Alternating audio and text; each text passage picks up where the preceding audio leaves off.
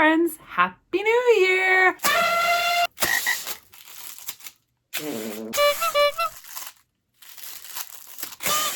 I just finished up my holiday break. I want to give you guys a rapid fire update on what I've been reading, whether I would recommend the books I've been reading, and jump into my next mini series where I let fate decide what to read.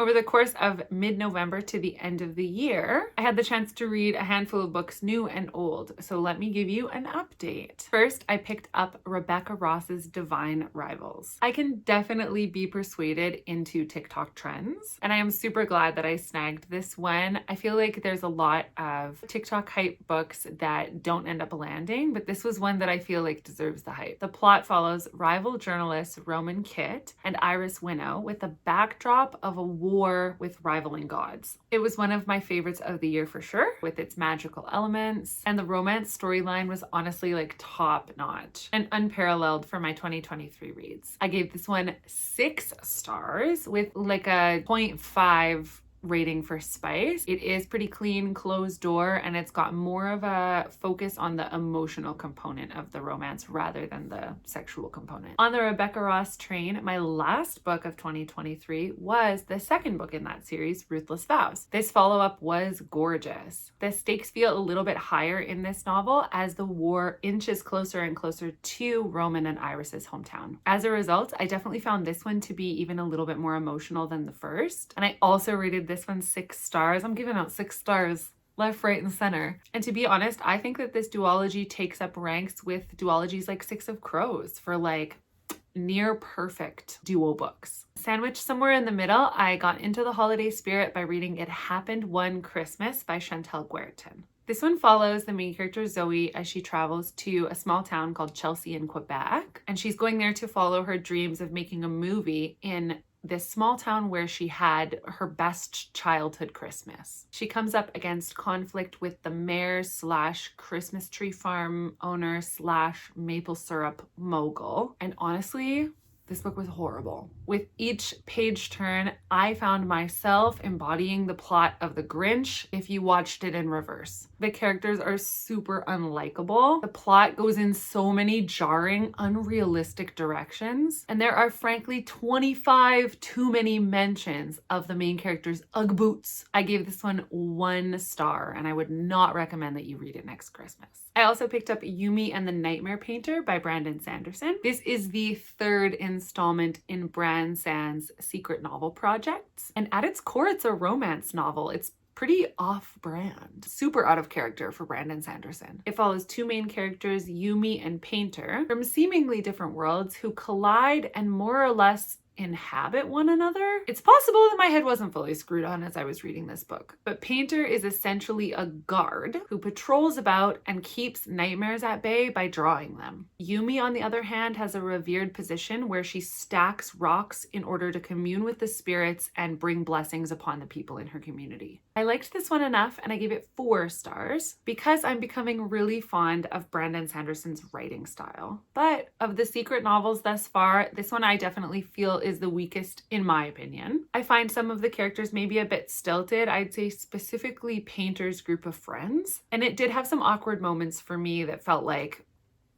jolty. I am looking forward to getting to Sunlit Man and also dipping into a lot more Brandon Sanderson this year. Lastly, I finally read Hitchhiker's Guide to the Galaxy by Douglas Adams, and it was so kooky and fun. There were some slower moments in the middle section for sure, which maybe disappointed me a little bit because the book is quite short at only 216 pages. This funny little sci-fi novel follows the main character Arthur as he gets plucked off of planet Earth moments before it's supposed to be demolished in order to make room for a galactic freeway. It's very cheeky and cute, but I didn't find it life-changing for me. I gave this one 4 stars though, and I would recommend it. Okay, launching into a new year of reading. I mentioned in my last video a few of my intentions for going forward with reading this year. One of those intentions was to try to read through my very large physical library that's full of books that I haven't gotten around to yet.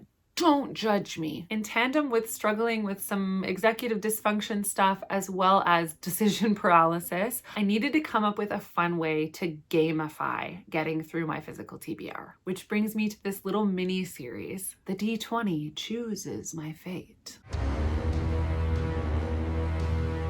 I'm a lover of tabletop games and video games, and frankly, any small thing that adds a bit of novelty into the everyday. I've decided to take the choice out of my hands and let this chunky d20 decide what I'm going to read next. Last week, I sent a cross-section of my library to Randy. Not my whole library, but 60 books in my collection that I have not yet gotten around to reading yet. I know, it's embarrassing. So I sent these to Randy, who I co-run this channel with. Hey, bestie pal. And she narrowed them down to 20 books and put them in her preferred order. I will share the list with you here, and I will also pin it to my Instagram page for reference. But just so you know, it's standalone books, first books in a series, if it is a part of a series. And there's one exception to that. There is a second book of a series in this list that Randy just really wants me to read, so she wanted to include it. Here's the list. Number 1 is From Lukov with Love. This is the one book that I don't own on this list, and Randy selected it as, and I quote, my crit fail, babe, to really make it sting if I rolled a 1. She absolutely hated this book. I will link her full review below. I anticipate truly suffering if I land on a 1. Number 2 is From Blood and Ash. Number 3, Wilder Girls.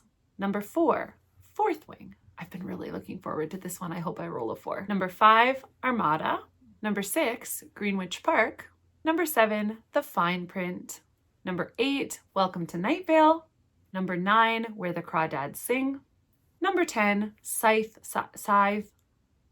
Number 11, A Gathering of Shadows. This is the book that is the second in the series. It is a V.E. Schwab book, and we both love V.E. Schwab, and I have read the first one, and I've just been slacking, so. Number 12, Slenderman. Number 13, Wildwood Whispers. Number 14, That Night. Number 15, Set on You. Number 16, The Institute. Number 17, The Book Thief. Number 18, Iron Widow. Admittedly, I have started this one via audiobook. I've maybe gotten through the first 15 to 20%, and I just haven't finished it. Number 19, 1984. And last but not least, number 20, Babel. Babel. If you know how to pronounce this, comment below. I have not been able to find an accurate answer on TikTok. This is one of Randy's favorites, and I suspect the reason why she put it at number 20, a critical success. Anyway, without further ado, let's roll the dice. Let's see what I get as my first book of fate. May the odds be ever in my favor.